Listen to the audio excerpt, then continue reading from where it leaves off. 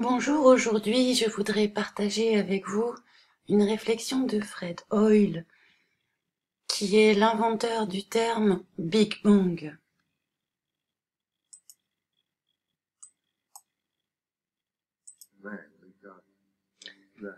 Je ne crois pas au Big Bang, il s'est formé une théorie qui expliquait comment s'est produit le Big Bang, une théorie précise, mais mon impression c'est que ce n'est pas correct. Ça contient beaucoup trop de suppositions qui sont très éloignées des observations astronomiques.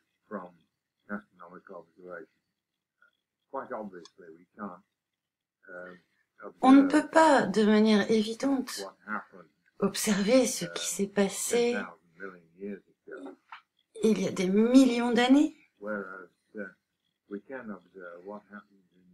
aussi bien qu'on ne peut pas observer ce qui se passe aujourd'hui dans le centre de notre galaxie.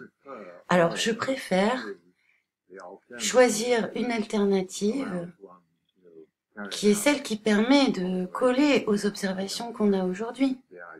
Je n'aime pas l'idée de quelque chose qui dépend d'hypothèses qui ne peuvent pas se vérifier. Je n'aime pas ça. C'est quelque chose qui s'est passé dans le passé. On ne peut pas y accéder. Donc on doit l'éviter. On doit éviter ces hypothèses. Dans un certain sens, c'est une sorte d'acte de foi.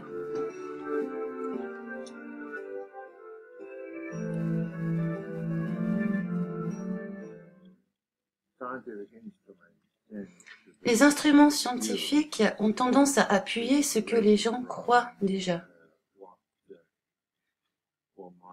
plus que ce qu'on peut considérer comme incertain.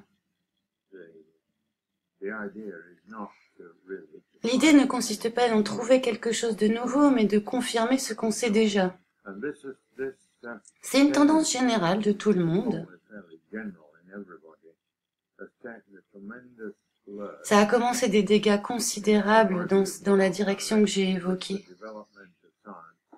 dans le développement de la science, à cause des gouvernements. Parce qu'aujourd'hui, l'argent qui est utilisé dans les grands instruments scientifiques, l'argent public qui a été récupéré par les gouvernements, par le biais des impôts, de manière invariable, cet argent est utilisé pour soutenir des préjugés.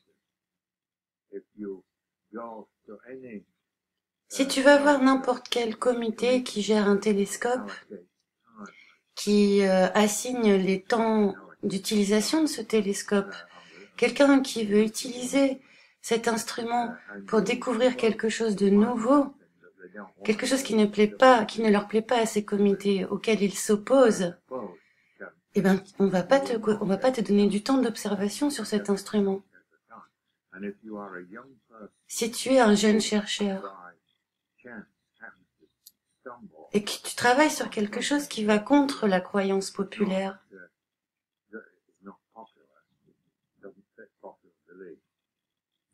ben, tu n'auras pas d'appui pour continuer ton travail et aller contre ces préjugés.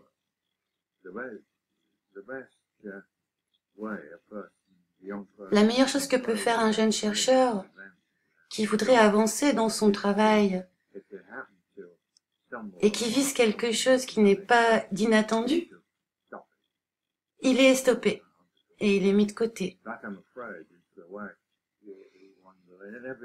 J'ai peur que ce soit lié à la structure des sociétés démocratiques. Je ne dis pas que la démocratie est bonne ou mauvaise, mais il y a beaucoup d'aspects qui ne sont pas bons. Dans les temps antiques, quand l'appui de la science venait de l'aristocratie, l'aristocratie s'affirmait à travers ses opinions et envoyait en enfer le reste du monde. Et chacun suivait son propre chemin. C'est arrivé à Galilée. Les gens qui l'appuyaient, que ce soit à Venise ou en France, pensaient que c'était un travail qui méritait d'être appuyé. Peu importe l'opinion du reste du monde. On a perdu ça quand on est entré dans une société démocratique. Tout se résume en une question de vote et de comité. Et quand ces comités sont formés de gens médiocres,